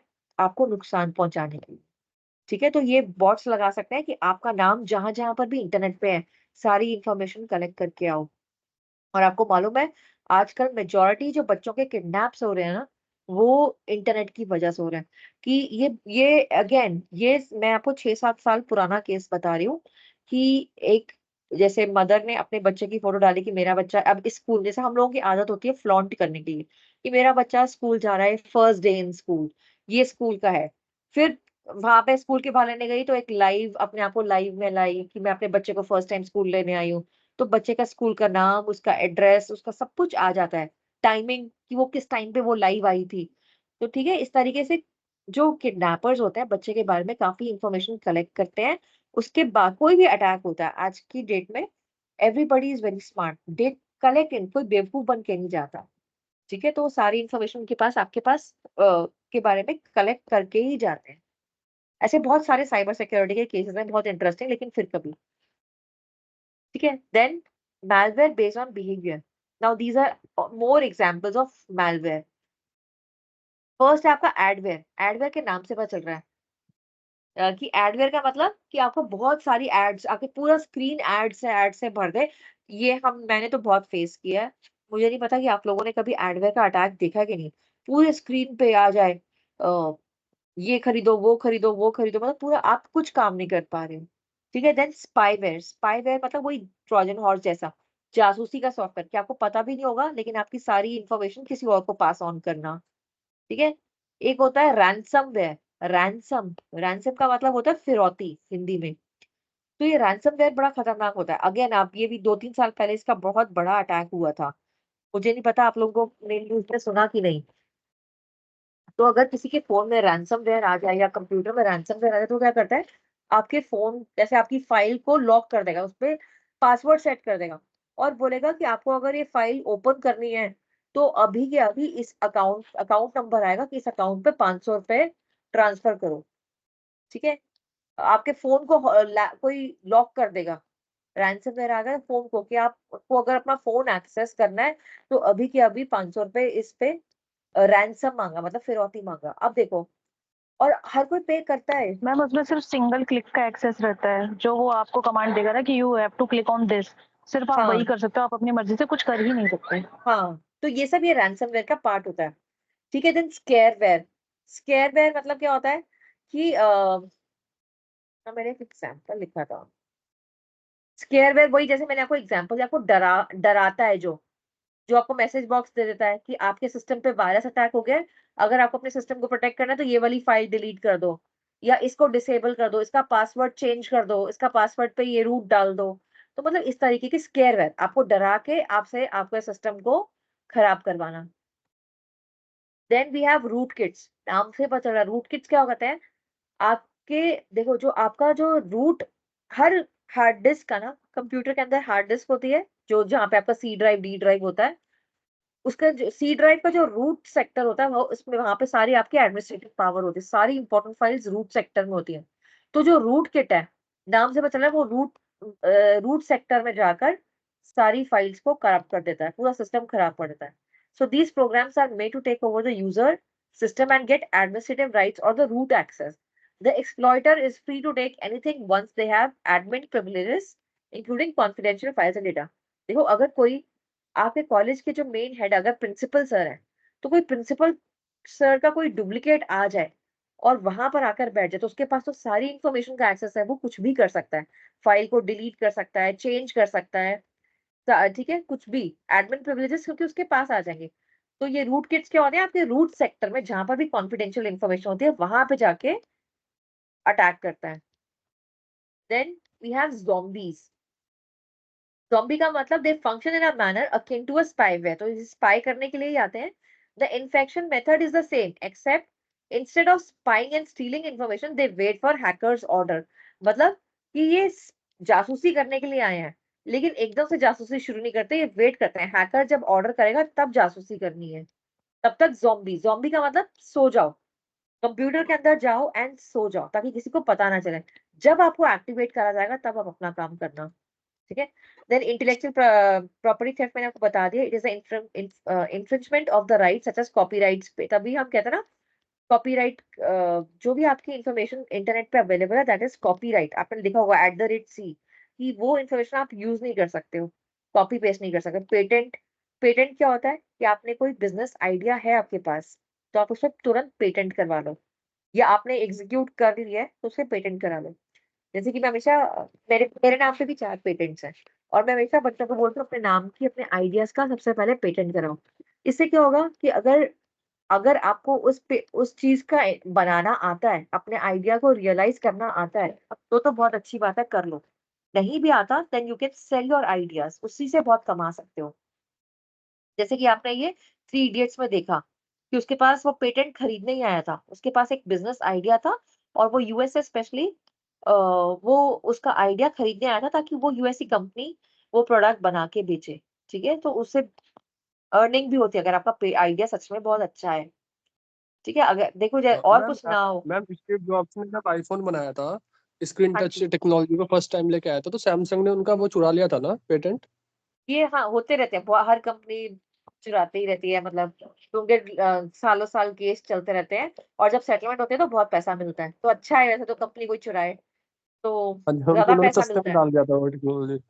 हाँ जी, उन्होंने सस्ते में दे दी थी ना वो टेक्नोलॉजी फिर सैमसंग अपने हाँ फोन्स जी, में। हाँ जी।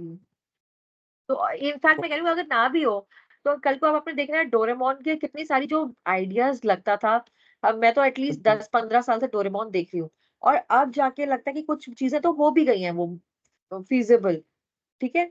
तो आप मतलब एक फिक्शन मूवी भी बन जाए, स्टोरी बन जाए, तो वो लोग भी आपको आइडिया के लिए पे करते हैं। हाँ जी, कुछ कह हाँ जी रहे मैम, थे? जैसे एप्पल का विजन प्रो है ना, उस तरह से डोरेमोन के हाँ गैजेट्स जी, थे कुछ। हाँ जी। Yes, ma'am. फिर the term identity theft refers to the act of someone else utilizing another person's login information। जैसे ये तो मैंने बताया था कि आपका कोई और बन के आपका यूजर नेम पासवर्ड ले ले और फिर आपके बिहाफ पे सारे ट्रांजैक्शंस करते हैं, ठीक है। उसके बाद नेक्स्ट है thievery of equipment, theft of equipment and data is on the rise today due to the transportable nature of electronics and expanding informational capacity.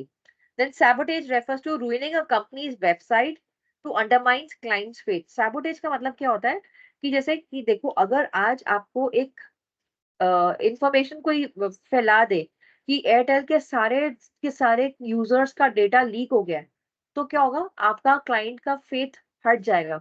तो नेक्स्ट टाइम अगर आपके घर पे किसी ने नया कनेक्शन लेना, तो आप उसको क्या बोलोगे, यार एयरटेल बेकार है, उसका डेटा बहुत जल्दी लीक हो जाता है, तुम इससे अच्छा जियो का ले लो, ठीक है। तो इस तरीके से ये सैबोटेज। इंफॉर्मेशन एक्सटॉर्शन मतलब रॉबरी ऑफ कॉर्पोरेशंस एसेट्स और information with the intention of receiving cash. As an illustration ransom, ये जैसे रैंसमवेयर का एग्जांपल आ गया। तो जब आप पैसे के लिए इंफॉर्मेशन को बेच रहे हो, मिसयूज कर रहे हो। हाँ जी, हम साइबरटेज का बताओगे दोबारा?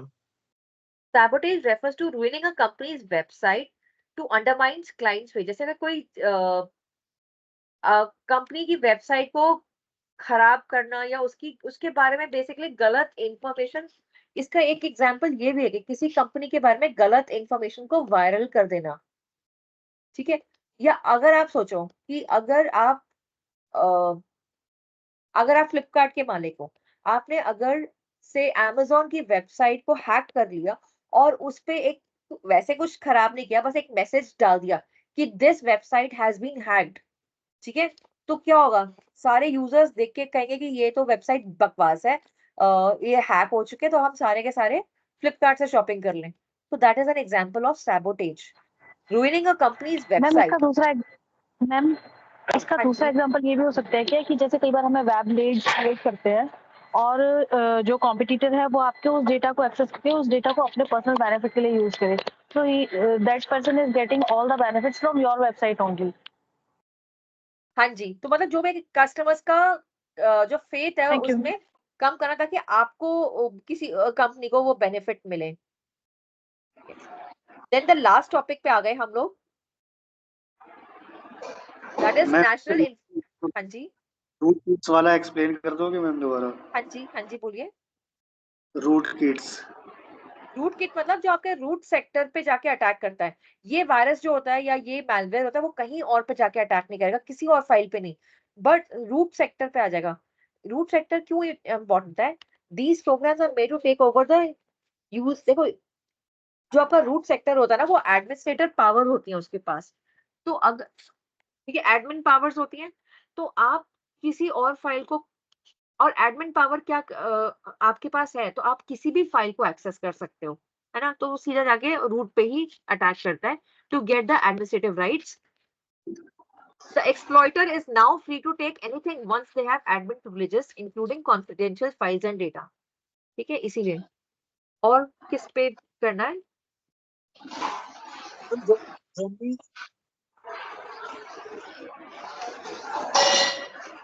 हाँ जी, एनी अदर? रूट किट पे? zombies नहीं, zombies zombies। हाँ, zombie का मतलब होता है बेसिकली सोना, जो सो जाते हैं, ठीक है। तो ये भी आपके स्पाईवेयर हैं, लेकिन ये इनमें और स्पाईवेयर में क्या फर्क होता है कि ये आपके कॉन्फिडेंशियल डेटा को चुपचाप आपको बिना पता लगाए अटैकर के पास कॉन्फिडेंशियल इंफॉर्मेशन भेजते रहेंगे आपकी। लेकिन फर्क क्या होता है स्पाईवेयर में और ज़ॉम्बी में, कि ये सिस्टम के अंदर आते ही कुछ बिहेव नहीं करेंगे, चुपचाप सो जाएंगे, डोरमेंट पड़े रहेंगे।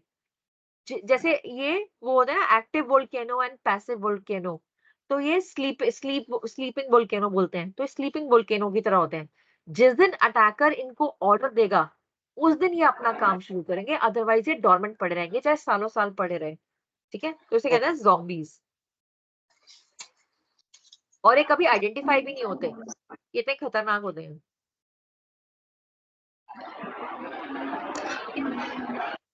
तो मैम टाइप होता है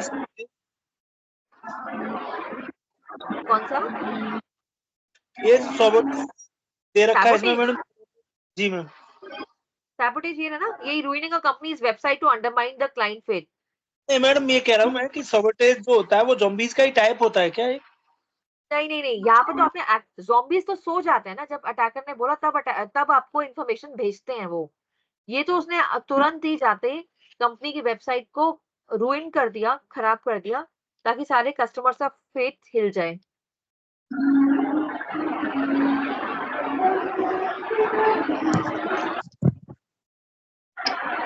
मैम ये 2 पॉइंट बुक में नहीं है, ये सैबोटेज और इंफॉर्मेशन एक्सप्लॉइटेशन। ये ना आपकी बुक में सिर्फ ये टर्म्स लिखी हुई थी, तो मैंने मैंने खुद लिखा था।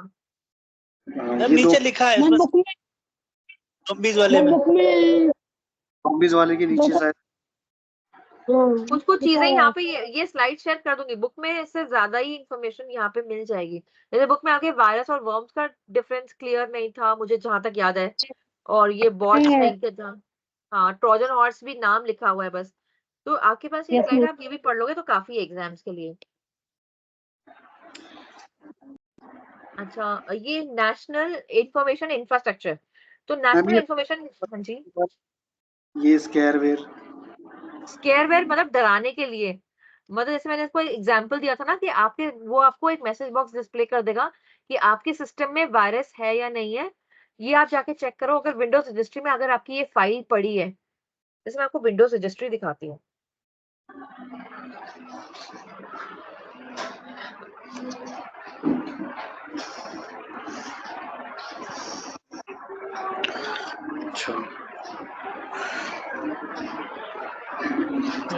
मैंने दूसरा क्लिक कर दिया।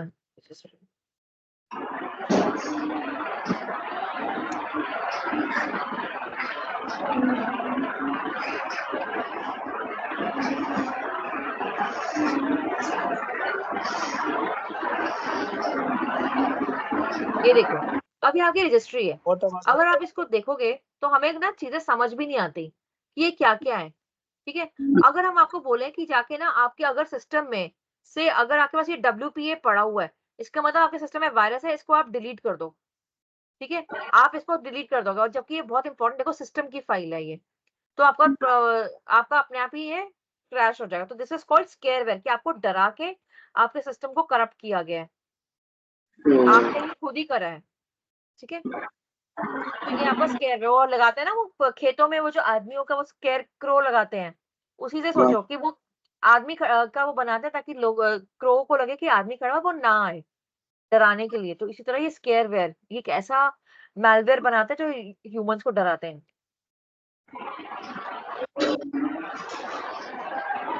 So NI refers to the global system of interlinked computer networks, data storage facilities, and electronics devices that allow for easy access to enormous.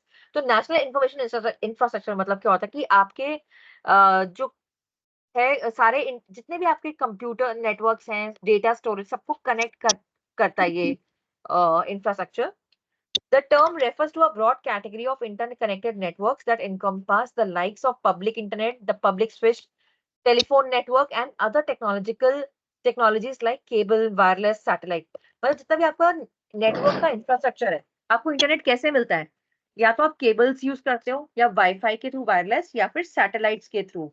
तो ये सारा का सारा जिस जिस तरीके से भी आपको इंफॉर्मेशन इंफ्रास्ट्रक्चर मतलब नेटवर्क का मिल रहा है, that is all a part of NI।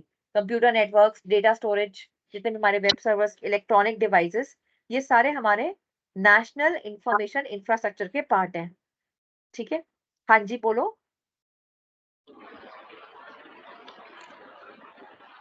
Then Madam, in our book, the NIA is refer to the US, I think, US infrastructure.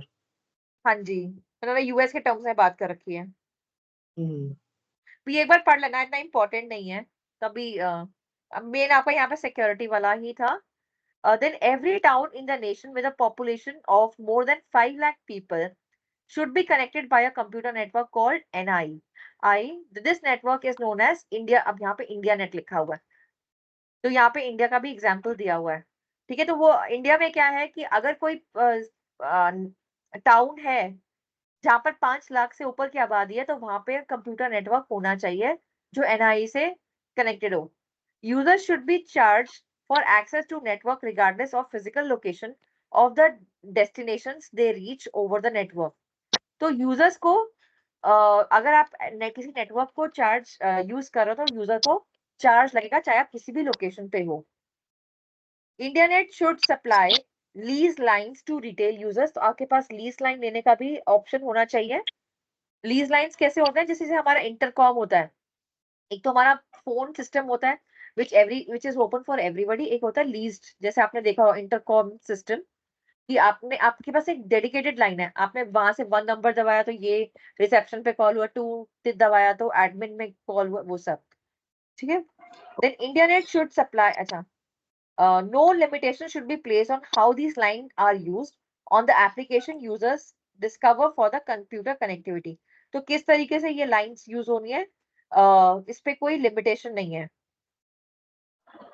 The pricing strategies chosen will determine if the NI is successful in having considerable influence on the nation। मतलब जो भी उसकी pricing आप इस तरीके से रखोगे ताकि ज्यादा से ज्यादा लोग उसे यूज कर पाए। Due to exorbitant cost and usage limitations, several telecom initiatives in the nations have failed। क्योंकि अगर आपने जब बहुत ज्यादा कॉस्ट रखी स्पेशली इंडिया जैसी जगह पे, तो टेलीकॉम इनिशिएटिव्स फेल भी हुए। आपने देखा है कि अब पहले रिलायंस से पहले नहीं, जियो से पहले रिलायंस था, टाटा इंडिकॉम सर्विसेज थी, वो फेल हुई क्योंकि यूजर उस वक्त कम था और कॉस्ट ज्यादा थी, ठीक है। Then we may anticipate that institutions like schools, library, cooperatives, governments, municipalities, non-profit organizations will be able to take advantage of the network for sharing and consuming information as well as communicating with one another. Pricing like 35,000 rupees for each month for 2 Mbps। तो यहाँ पर वो क्या कह रहे हैं कि आपको डेटा रेट भी लिमिट कर दिया गया। अगर आपको जैसे गवर्नमेंट इंस्टीट्यूशंस, NGOs वगैरह के लिए आपने एक फिक्स कैप रख दिया 35,000 पर मंथ, तो उनको स्पीड भी फिक्स कर दी कि 2 Mbps पे इतना ही आप ठीक है यूज कर सकते हो स्पीड। आप चेक करो कि आपके घर में कितनी है, तभी आपने देखा होगा ना कि स्कूल्स में या कॉलेज में स्पीड नेटवर्क काफी कम रहती है और आपके घर के नेटवर्क की स्पीड ज्यादा होती है, ठीक है, क्योंकि हम लोग लिमिटेड पे करते हैं नेटवर्क के लिए, ठीक है। तो एक बार बस पढ़ लेना, it is not that important. तो ये 9 चैप्टर बहुत छोटा है, बेसिकली 5-6 स्लाइड्स ही हैं जो आपकी काम के हैं, दैट इज सिक्योरिटी पार्ट, और इसमें से क्वेश्चन जरूर होगा, ठीक है। मतलब जनरल रखेंगे कि ताकि आप लोगों के लिए भी इजी हो, जैसे कि नेम एनी 2 malware threats, ठीक है, इस तरीके से। नेम नहीं मतलब एक्सप्लेन, ठीक है। Any question?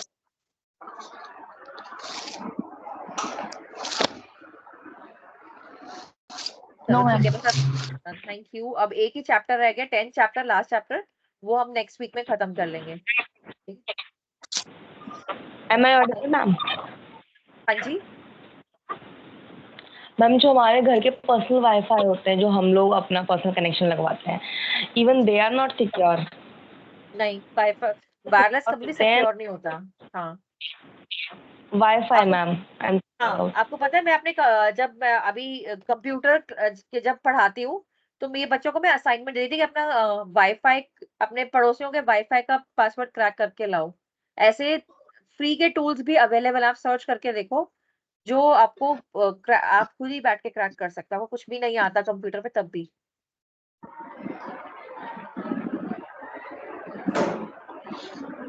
ठीक है, कुछ भी सेफ नहीं होता। आपको पता है कि आपकी मीटिंग ये चल रही है ना, आपके कैमरा को कोई भी हैक कर सकता है, इस वक्त देख सकता है कि आपके घर में क्या चल रहा है। It is very easy. Ma'am, as a training coordinator when I was working with an organisation ना, तो वहाँ पे मेरे एक स्टूडेंट थे, and what he used to do कि वो जब ट्रेनिंग में आते थे, कंटेंट राइटिंग की क्लासेस लेते थे, तो लैपटॉप पे जो उनका कैमरे वाला एंगल था ना, उस पे वो हमेशा टेप लगा के रखते थे और हमारे किसी भी व्हाट्सएप ग्रुप में वो नहीं थे। कहते हैं हाँ ड्यू टू जी security reasons I am not in WhatsApp group. Actually वो कुछ कॉन्फिडेंशियल इंस्टीट्यूशन में वर्किंग थे, तो दैट हाँ वाज द जी रीजन कि उनको सिर्फ मैं कॉल पे एक्सेस कर सकती थी। और मेल वगैरह के लिए ना वो मुझे बोलते थे मैम जो भी कंटेंट है आप मुझे प्रिंट करके हार्ड कॉपी में दीजिए। हाँ इवन आई एम जी not able to send any mail, इतना ज्यादा कॉन्फिडेंशियल। हाँ क्योंकि कुछ भी सेफ नहीं है एक्चुअली। तो वो कैमरास क्योंकि हैक हो जाते हैं इसलिए वो कैमरास पे हमेशा वो टेप लगा के रखते हैं कि देखिए तो वाइट बैकग्राउंड मैम दिखे। वो मैम फोन भी वो स्मार्टफोन यूज नहीं करते थे। The phone he is using हाँ as a smartphone that is only for the professional purpose, और पर्सनल यूज के लिए वो उस टाइम पे नोकिया 1100 का फोन यूज कर रहे थे। एक्चुअली कीपैड वाले फोन्स ही सिक्योर होते थे। ये जब जहां पर आप इंटरनेट से कनेक्ट हुए आपकी सिक्योरिटी सारी खत्म।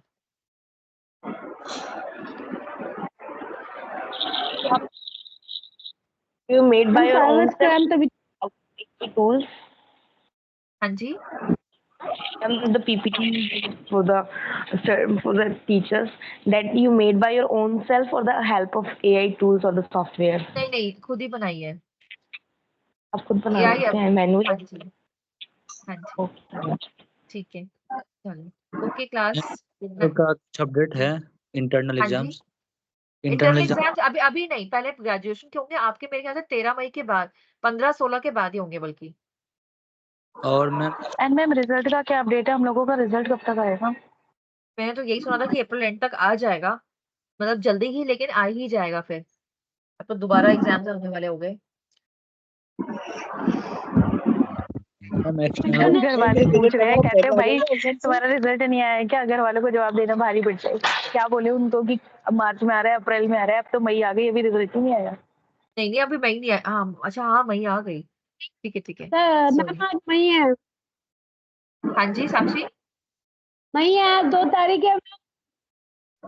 एक्चुअली रजत मैम को शायद पता होगा क्योंकि वो उसकी इंचार्ज है, वो देख रही हैं ये सब चीजें, तो इसके लिए वो वही बता पाएंगे।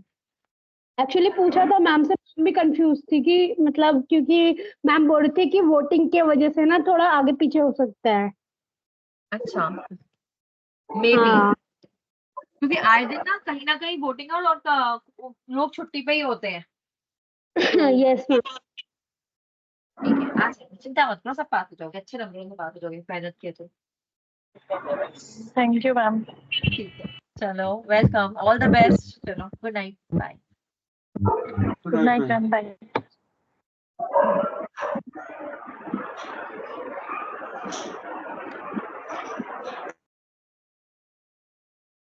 तनो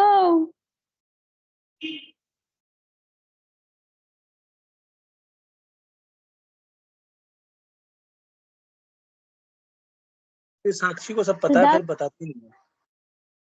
अरे भाई तुम पूछते नहीं हो।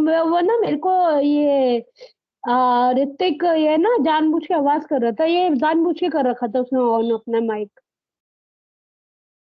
अरे यार कोई नहीं, माइक ऑन कर रखा था पागल ने, ऑफ नहीं कर रहा। मैं बता ही नहीं पाई, मैं तुमको बोलती क्या। मैंने बताया तो था वोटिंग की वजह से लेट हुआ, फोन तो कर लेते, मुझे फोन कर लेते। मैं तो तुम्हारे को बोल रखा है मेरे को फोन कर लिया करो, कोई नहीं पूछ लिया करो, मना कोई ना कर रखा किसी को फोन करने से। जो मुझसे पूछता है मैं बता देती हूँ, लड़कियां पूछती लड़के पूछते, जितने पूछते सब बता देती हूँ। और 13 तारीख को इसका रिवीजन क्लास है, याद रखो। कितने बजे लिखा हुआ है? 11 PM 11 AM सॉरी, PM लिख दिया मैंने। हाँ 11 AM से इसकी 13 तारीख को क्लास है, 5 घंटे की। अब लगा लो अब कैसे तुमने अपने आना है तुमने। ऑनलाइन है ऑफलाइन? ऑनलाइन है बहन, ऑनलाइन है online. Thank you so much. और कुछ पूछना है? नहीं थैंक यू। अभी पढ़ाई करना, अब जो नोट्स मिले हैं ना वो रितिका बहन ने जो दिए है उससे पढ़ लो यार। ओके ओके बेचारी ने नोट्स बहुत बनाए यार, जम के नोट्स बनाए उसने। मैं भी उसी से पढ़ूंगी अब रात को। चलो सही चलो है। Bye bye.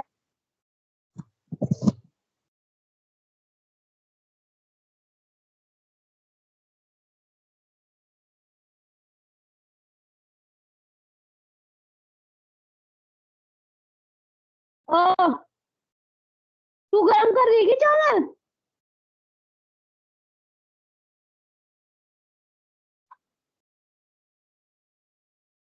हाँ